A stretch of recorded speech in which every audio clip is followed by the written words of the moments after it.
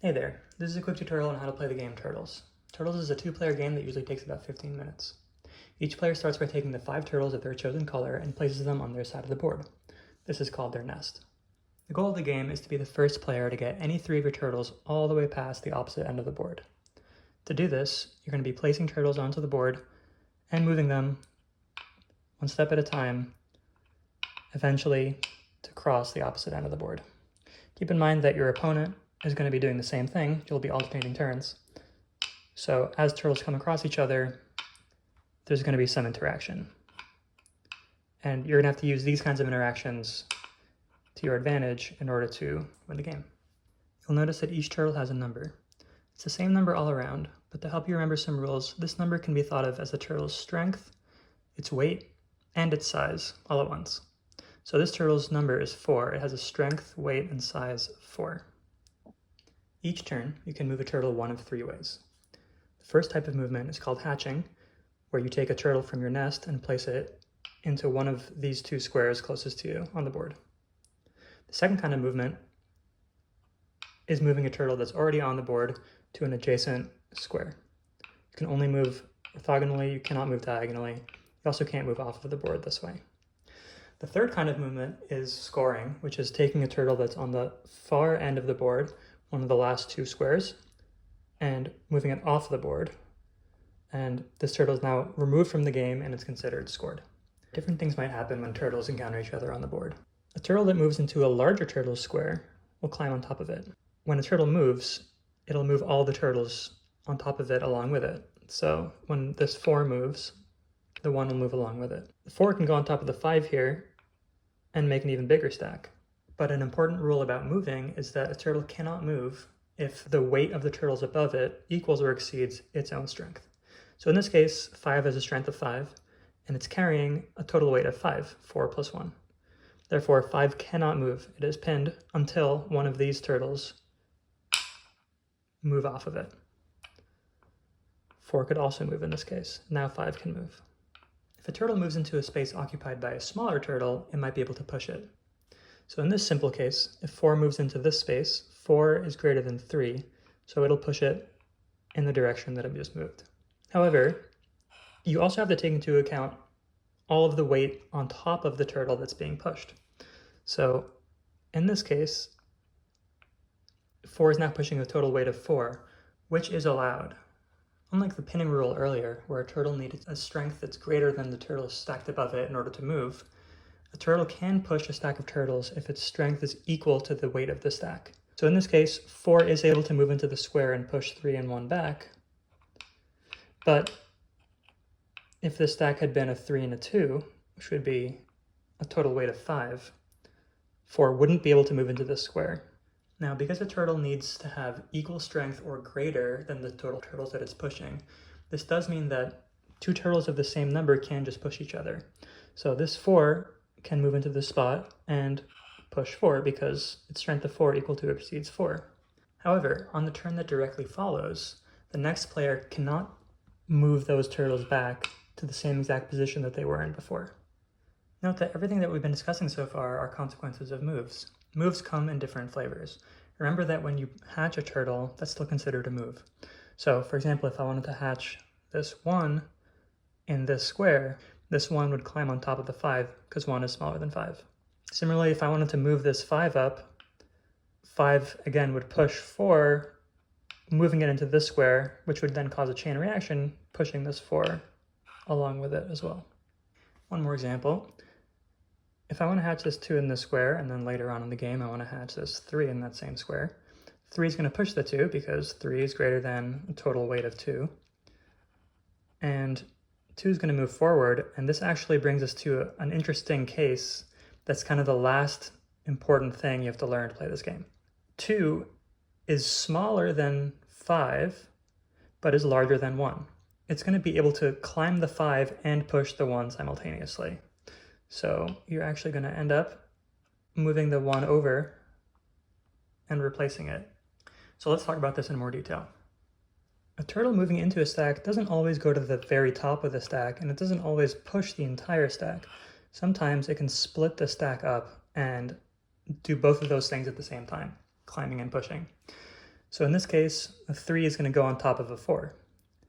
Then you can ask, can this turtle push all of the turtles above that spot? So in this case, 3 can push 2. So 2 gets pushed off into the next square, and 3 will go on top of the 4. Keep in mind also that your turtles can move side to side. This 4 could push this 2 off of the board. When this happens, these turtles go right back to the nest. Similar situation here. This 1 could move laterally and boot this 1 back to this player's nest. Or vice versa. If it's the white player's turn, they can move their 1. There's 2 other scenarios where turtles might have to be returned to their nests. The first is if you can force a turtle to perform an illegal move. If 4 moves forward, pushing the 2 cannot move into the square. It can't push this 1 off because it can't climb the 2, and it doesn't have the strength to push a stack of 3. So in this case, 2 just goes back to its nest. That pretty much does it for the rules. And just so you can get a sense of the flow of the game, I'm just going to play some moves from either player's side. Don't read too much into this. I'm not thinking very hard about this. I'm kind of playing randomly. But there's plenty of strategy in this game that you can kind of dig into and discover for yourself. The player with the black pieces goes first. Okay, let's start by hatching 3. This player will maybe hatch a 5. Here, let's say we want to start getting these turtles out very quickly, so this player will hatch a 4, pushing the 3 forward. Kind of a 2-in-1 move. Maybe this player takes a different strategy and wants to start building a big stack of turtles here. This player will maybe continue to push their turtles along. Now this player can decide to maybe set a trap. So they can hatch the 3, and this poses a threat, right? So if this player wants to try to score this 3 and places it here, this player can always just move the 3 sideways and knock it off, bring it back to the nest. Let's hatch this 5. They can move their 5, pushing their 3 back.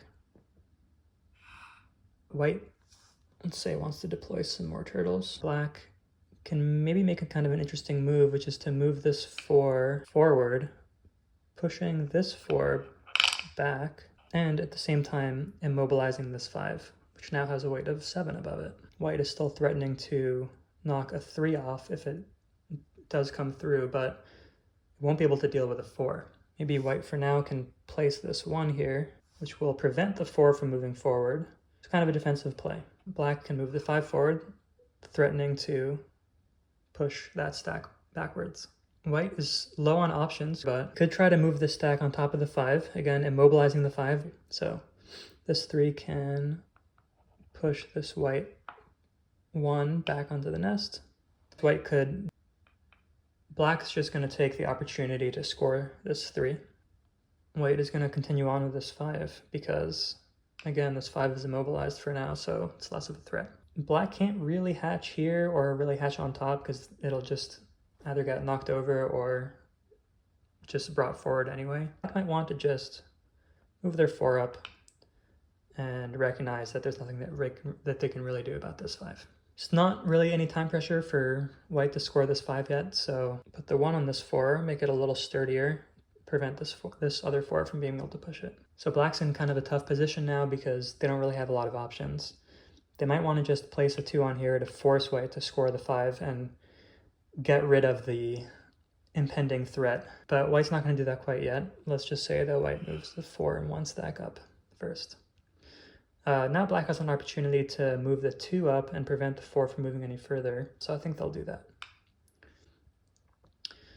that. So white, again, can score the 5, but they could also try to move this 4, the 1 over this stack, but if they do, black will be able to push this whole thing forward, so that doesn't look great for them. It might also be time to activate these 3 and 2 pieces because worst case, this 2 can get knocked aside by this 2, but the 3 might still be useful. So let's see what that looks like.